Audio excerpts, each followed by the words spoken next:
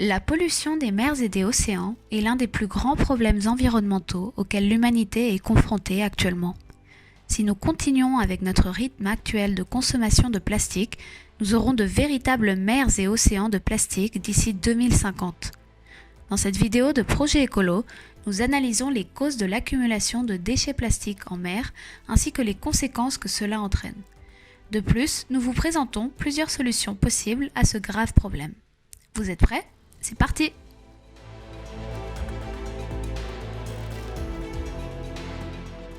Cause des plastiques en mer. Lorsque nous jetons des plastiques que nous n'utilisons plus, ils peuvent suivre plusieurs voies. Ils peuvent être incinérés, recyclés, finir dans une décharge ou n'importe où si nous ne les éliminons pas correctement. Ceux qui ne sont pas recyclés ou incinérés, voire même ceux qui sont recyclés correctement, peuvent être rejetés dans la mer ou dans les rivières sous l'action du vent et de la pluie. De plus, l'on trouve également des plastiques en mer qui proviennent de déversements délibérés de déchets, de déversements accidentels de navires ou dans les affluents des stations d'épuration et des usines de traitement. Rien de tout cela ne se produirait à une si grande échelle si nous ne produisions pas autant de plastique. Type de plastiques en mer. Plus de 80% des déchets marins sont en plastique. De ce pourcentage, on peut affirmer que 49% correspondent à des plastiques à usage unique, une quantité pour le moins alarmante. Un autre 27% correspond aux plastiques utilisés dans l'équipement de pêche et les 6% restants proviennent d'autres plastiques. Savez-vous quels sont les plastiques à usage unique que l'on trouve le plus sur les plages et les fonds marins ?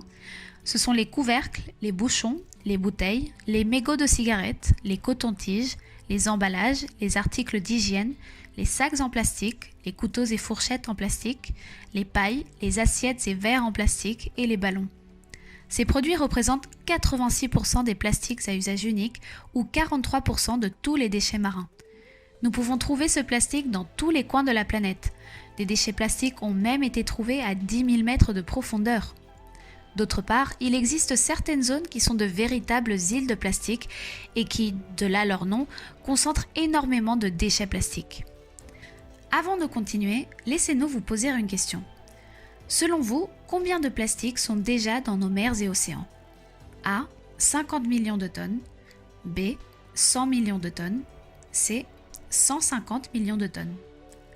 Pensez-y, car à la fin de la vidéo, vous pourrez vérifier votre réponse.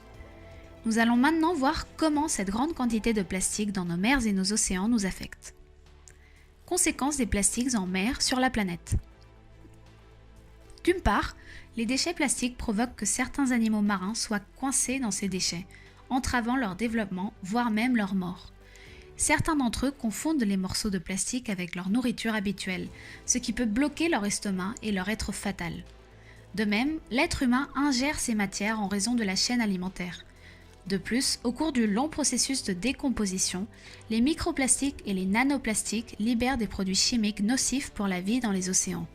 D'autre part, il existe certaines espèces de bactéries qui se développent sur les plastiques, qui se déplacent librement et qui se retrouvent dans des écosystèmes qui ne leur sont pas adaptés. Enfin, les plastiques en mer ont également des impacts négatifs sur l'économie, principalement le tourisme et les secteurs de la pêche. Possibles solutions.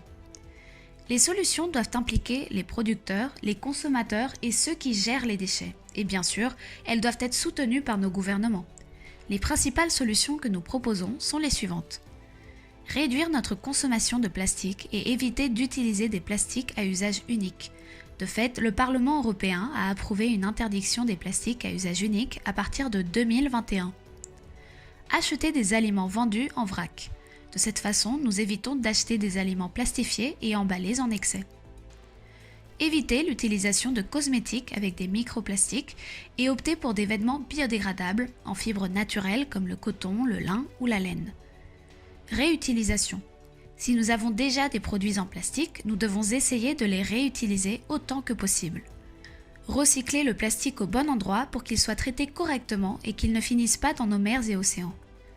Exiger que des méthodes de recyclage plus efficaces soient disponibles, car il y a encore des plastiques qui ne peuvent pas être recyclés. Une autre solution au niveau législatif serait de créer des taxes sur les plastiques les plus polluants. Il existe également des solutions pour les plastiques qui se trouvent déjà en mer, comme le projet Ocean Cleanup. Il s'agit d'une organisation qui collecte les déchets en mer à l'aide de structures conçues de manière appropriée pour ne pas endommager la faune et la flore. Un autre projet, conçu par un magnat norvégien, est le lancement d'un grand navire de recherche qui nettoierait le plastique des océans à l'aide de nouvelles techniques. Enfin, il existe aussi la possibilité de recycler le plastique à l'aide d'une bactérie qui digère le polytéréphtalate d'éthylène ou PET, largement utilisé dans les bouteilles en plastique. Et pour en revenir à la question que nous vous avons posée, c'était la réponse C. Il y a actuellement 150 millions de tonnes de plastique dans nos mers et océans. D'ailleurs, on estime que pas moins de 4,8 à 12,7 millions de tonnes de déchets plastiques se retrouvent dans les océans chaque année. Et vous, que proposez-vous pour réduire les plastiques en mer ? À bientôt sur Projet Écolo.